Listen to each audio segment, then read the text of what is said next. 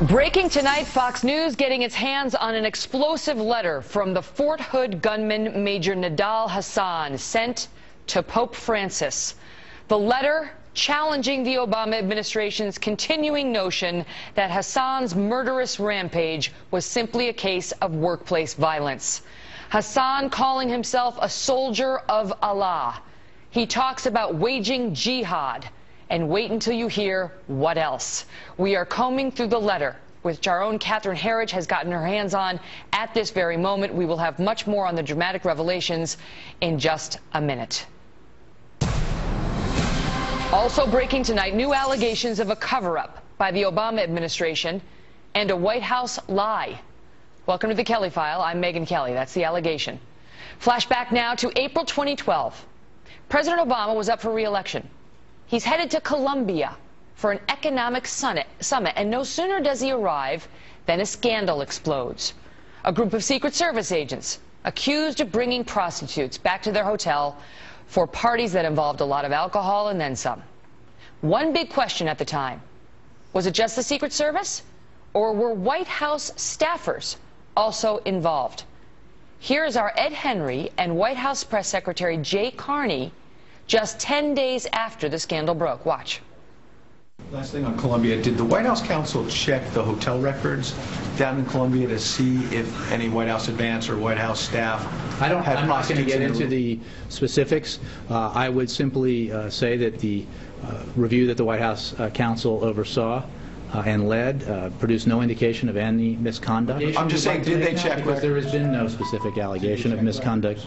And again, I'm not going to get into all the details of the review, except to say that... Yes, they did, and there was nothing there. I'm not, because I am not going to describe every aspect of this review. I will simply say that the review has been conducted. There is no indication of any misconduct by any member of the White House advance team. Really? No indication. There's no indication that any member of the White House advance team engaged in any improper conduct or behavior. Well, tonight we know that was not true. There was an indication that a member of the White House advance team engaged in improper behavior.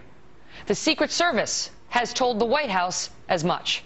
In fact, there was evidence. There wasn't just an indication. There was evidence, including a hotel log, that a White House aide, who happened to be the son of a big Democratic donor, had invited a hooker into his hotel room in the very hotel where President Obama would be staying. 10 Secret Service agents would lose their jobs over similar allegations. That son of a Democratic donor got a promotion after Jay Carney told us there's no indication that anyone on the White House advance team engaged in any misconduct. What's more, a whistleblower on the team investigating the scandal now says, and I quote, "We were directed at the time to delay the report of the investigation until after the 2012 election." And the woman who appears to have known all of this, the one who the Secret Service went to with the information about this White House staffer, the one who apparently concluded there was no there, a lawyer by the name of Catherine Rumler, mentioned in recent weeks as a possible candidate for Eric Holder's replacement as Attorney General of the United States, a position that, believe it or not, is supposed to be non-political. Joining me now, Fox News Chief White House Correspondent Ed Henry. Ed? Megan, good to see you. The bottom line is this is not about Jonathan Dock, as you say, you know, an alleged mistake by this 20-something who was working at the White House. It's about candor and credibility at the White House. And Jay Carney in that clip was directly ducking that question as to whether or not Catherine Rumler, who was the White House counsel at the time, investigated this thoroughly. Did she look through the hotel records of the White House aides on the trip, which is what the Secret Service had done to them, and they got caught, 10 of them or so, as you say. Now, the bottom line is they may have gotten it and kick the can down the road. But now, if Catherine Rummler is nominated, she's on the short list, Republicans are promising they will demand documents, all the documents from Catherine Rummler's investigation during her nomination hearings. The other thing to watch is everyone in town right now is privately talking about how it appears it was clearly the Secret Service officials there upset about all of this and what they perceive to be a double standard that leaked out this information. What else do they know?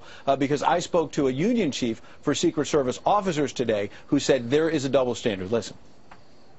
We represented the men from the Secret Service who were ultimately removed from their jobs. And considering the fact that we're talking about people who put their lives on the line, it's pretty damn disconcerting to me to think that there is an allegation out there that suggests that somebody working for the White House might have received preferential treatment while those who risked their lives did not.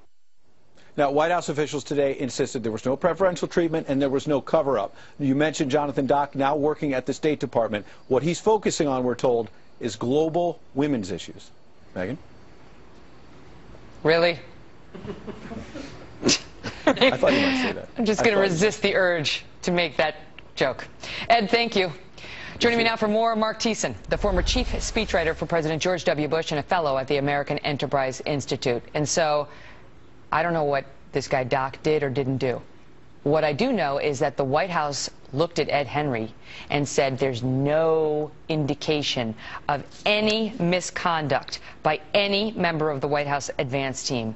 Now, that's not true. She could have said, he could have said, there was an indication, we investigated it, we satisfied ourselves that it's not true. That, okay.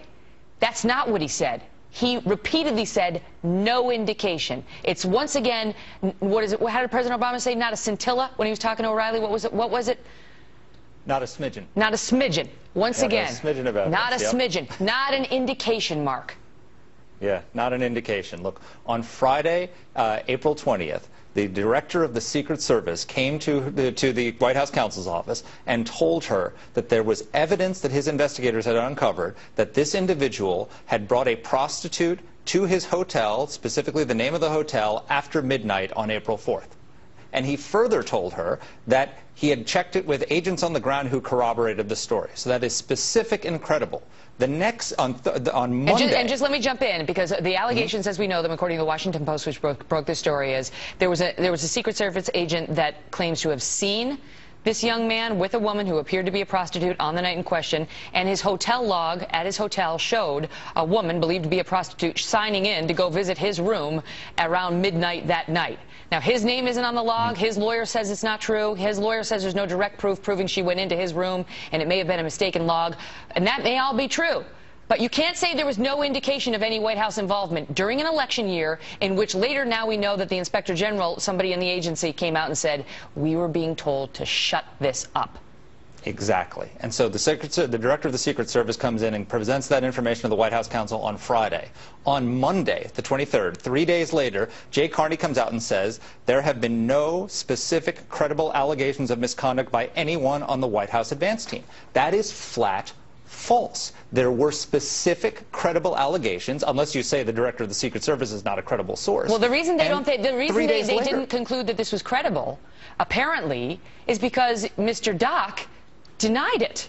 Yeah. Okay. But, what do they expect him to do? I'm not saying he's guilty. Maybe he did nothing. But that can't be the alpha and omega of the investigation. You've got a hotel log. You've got a Secret Service agent saying he saw it with his own eyes. And we know that there are a bunch of prostitutes going into this hotel and servicing members of the administration because 10 guys got fired for doing that. Mr. Dock says it's not true, so that's the end of it? No, that's exactly right. And the allegations were presented to the White House on Friday. By Monday, Jay Carney was dismissing them. So they did a thorough investigation in 3 days over the weekend and cleared this guy thoroughly in an international investigation. It's absurd. Tell us the truth. What happened here, in your view? In my view, there's a culture of deception at the White House. I mean, this is just par for the course. If you think about it, think about the things that they have told us in recent years. They have told us that no one in the White House edited the Benghazi talking points. No one in America is going to lose their health plan.